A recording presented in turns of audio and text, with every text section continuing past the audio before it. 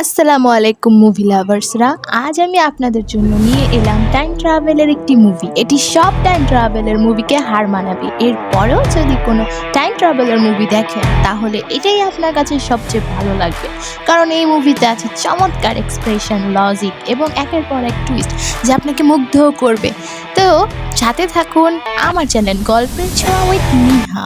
তো দেখতে থাকুন রিভার সি। তো শুরুতেই হিরোর কথা শোনা যায় যে বৃষ্টি যে কেউ পছন্দ করে, যাকে মানুষ সৃষ্টিকর্তার উপহার মনে করে, কিন্তু আমার জীবনে বৃষ্টি শুধুমাত্র ক্ষতি নিয়ে আসে। এরপর দেখা হিরোকে, ওর নাম হচ্ছে আকিব।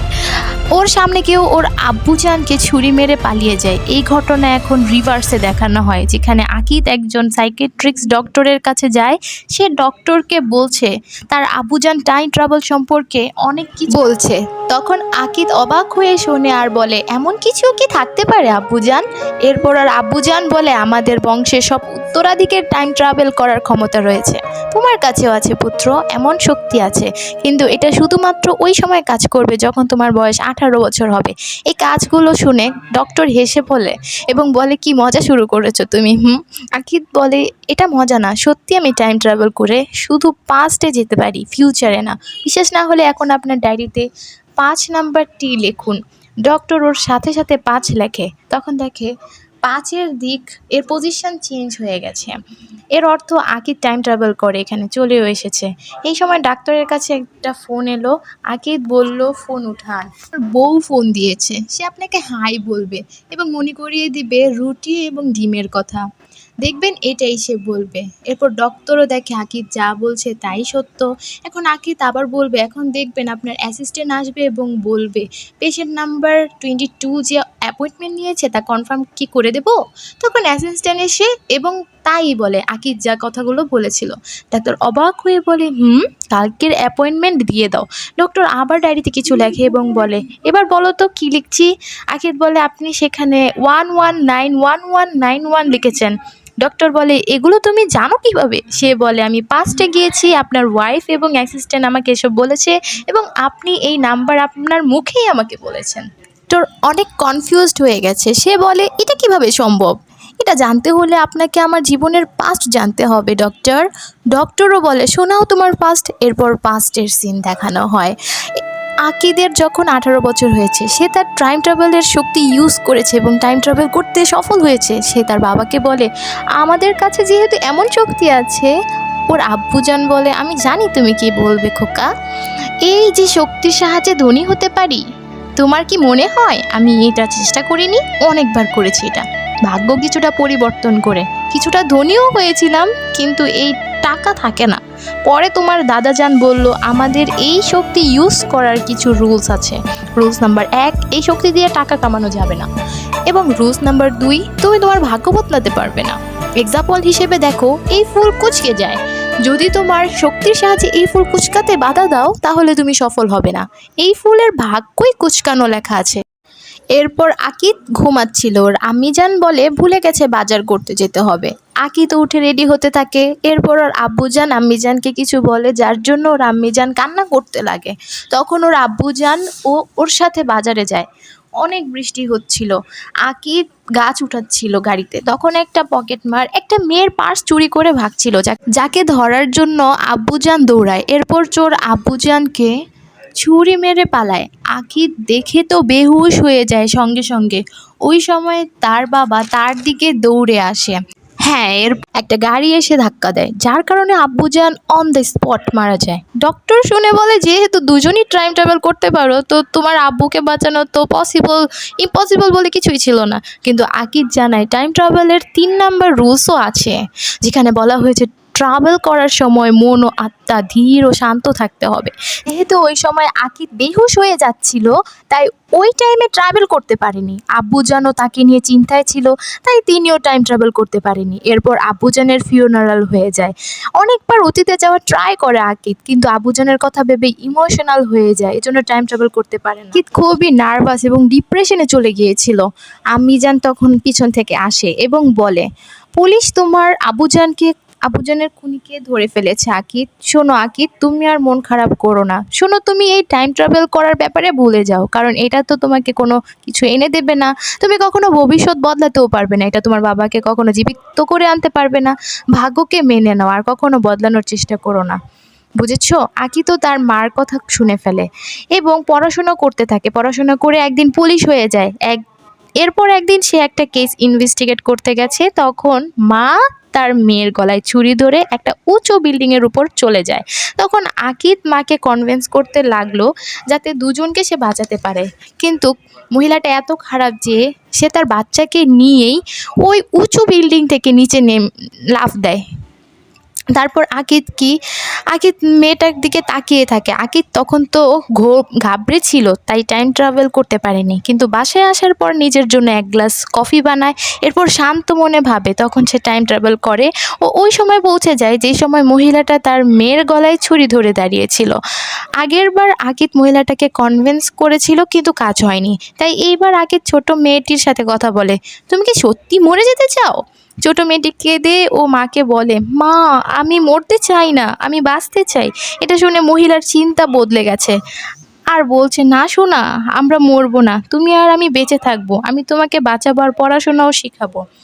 আকিদ তারপর ডাক্তারকে বলে, এই ছোট্ট ডায়েরির মধ্যে উপরের সংখ্যাটি আমি যতজনকে বাঁচিয়েছি তার সংখ্যা, আর পাশেরটা টাইম ট্রাভেল করতে কত সময়ে পিছনে গিয়েছিলাম তার হিসাব।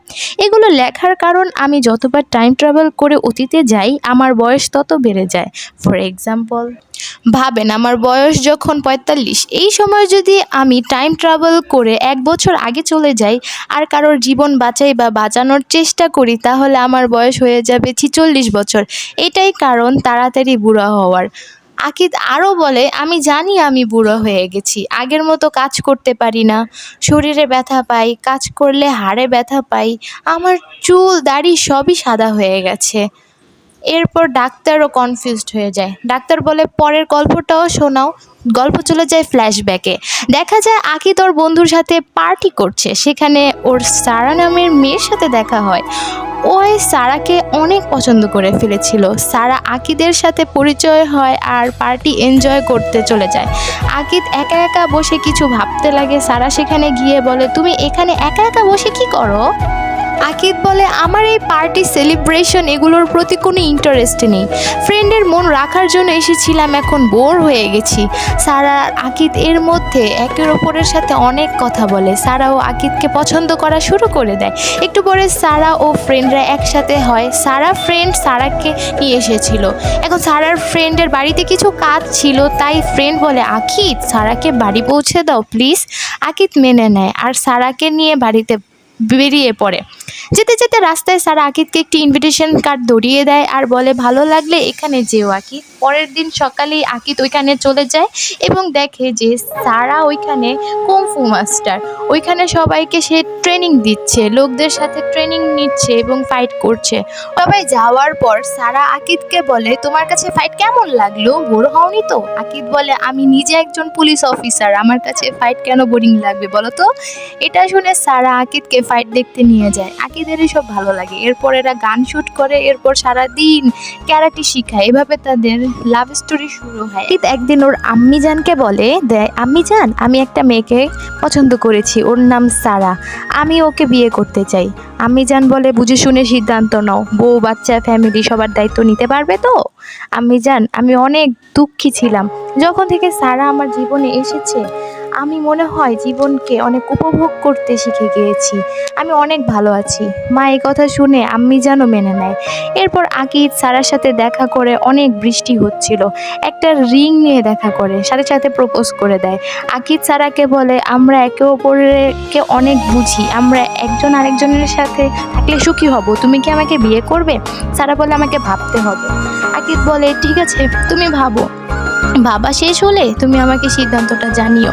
এই কথা বলে আকিদ ছাতা নিয়ে চলে যায় বৃষ্টির মধ্যে। সারা পিছন থেকে ডাক দেয় এবং বলে, আই লাভ ইউ। এরপর সিন চলে যায় ঘরে সারার লেখা ডায়েরিতে কিছু নাম্বার থাকে, ব্যাগে থাকা নাম্বার, জিনিসপত্র সব কিছু আকিদ সারাকে বলে। সারা তো অবাক হয়ে যায়, এ কিভাবে বলতে পারছে? সারা আকিদকে ক্যারাটি স্টাইলে আটকে ফেলে। সত্যি বলো তো, তুমি কি কোনো তান্ত্রিক নাকি? আকিব তারপর ওর টাইম ট্রাভেলের সম্পর্কে বলে।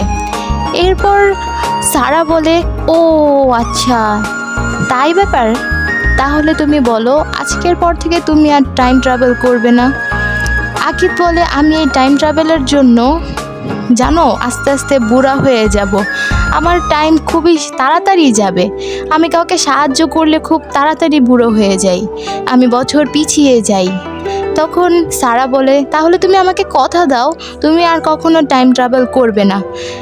এটা আমার কাছে তোমার ওয়াদা থাকলো। আকিব বলে, ঠিক আছে যাও, প্রমিস, আমি আর কখনো টাইম ট্রাভেল করব না। এরপর সারা খুশি হয়ে যায় এবং বলতে থাকে, গুড জব, খুব ভালো কাজ করেছো। আকিদও। এরপর তাদের বিয়ের দিন দেখানো হয়।